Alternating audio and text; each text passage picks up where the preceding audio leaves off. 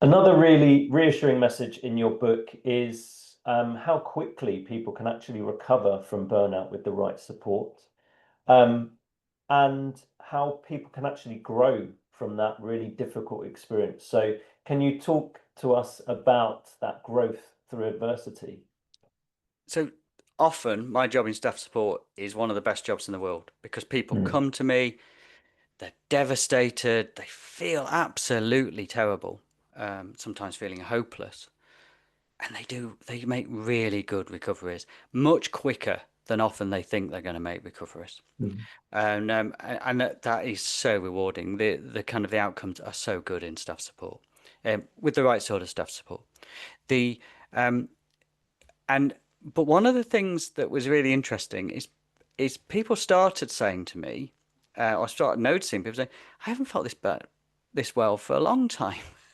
Or I feel a bit different now, and I was like, what is this all about?" And and um, and then I started becoming kind of interested in growth through adversity, and one of the services I work in is an outstanding national service for doctors and other health professionals is NHS Practitioner Health.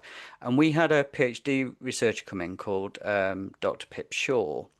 And she came in and did a study of the doctors who'd recovered from burnout.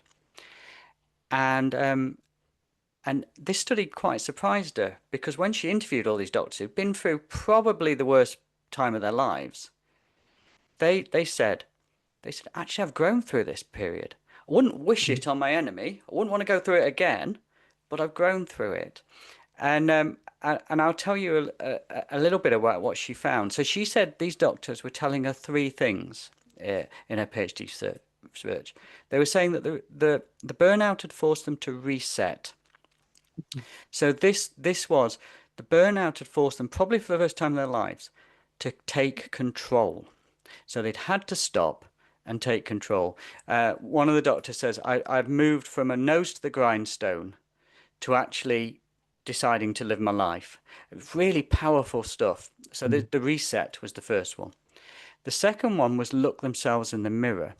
And what the burnout had forced the doctors to do was look themselves in the mirror, often for the first time, and say, what is my calling? What are my priorities? What are my values? And is my current life aligned with that at all? Yeah.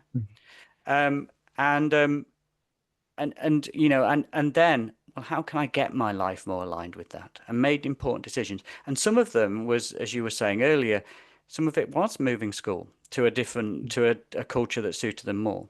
But some of it wasn't. It was just reaching out and speaking to their colleagues in different ways. And then the third thing is what Pipshaw called "Find My People," and this came out across all of the interviews, which was through burnout, people felt more connected at work and with their community. And it's like, well, Right. how does that make sense?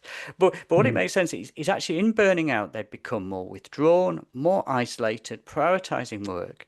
But in their recovery, they'd reached out to their support team, they'd reached out to people at work, they'd started doing more in their community, like your five-a-side football, and um, and they felt much more connected.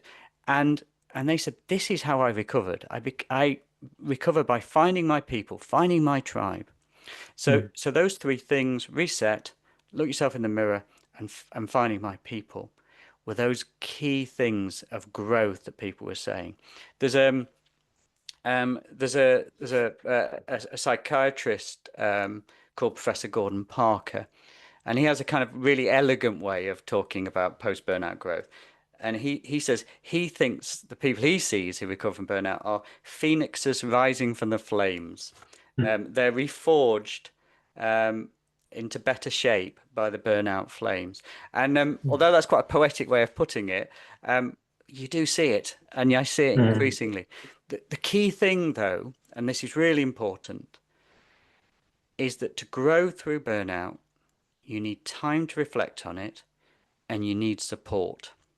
So Mm. it won't automatically happen, but if you have time to reflect and you have support, you are likely to grow through burnout. Mm. Thank you, Richard.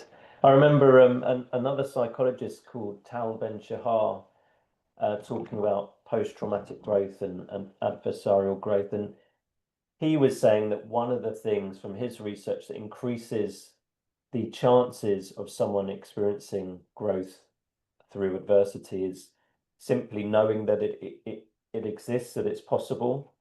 And so that's why I think it's really important that it's kind of spoken about in your book. I wanted it to be part of this conversation because, like you say, if you have gone through burnout, if you're experiencing those early signs of burnout, it can feel really hopeless. And so to feel hopeless, you know, the chance of life getting better as a result of this experience just feels like impossible. It feels like a lie. But to know that it is possible, I think, is an important piece of information to understand that this, although, like you said, we wouldn't wish it on anybody, it can be part of a process that leads to a much richer and fuller life because of that time to step back, to stop and make those necessary adjustments. We could talk for ages about, you know, the themes in your book because we've only literally scratched the surface. So I'm just going to end by recommending that you grab a copy of Burnout-free Working.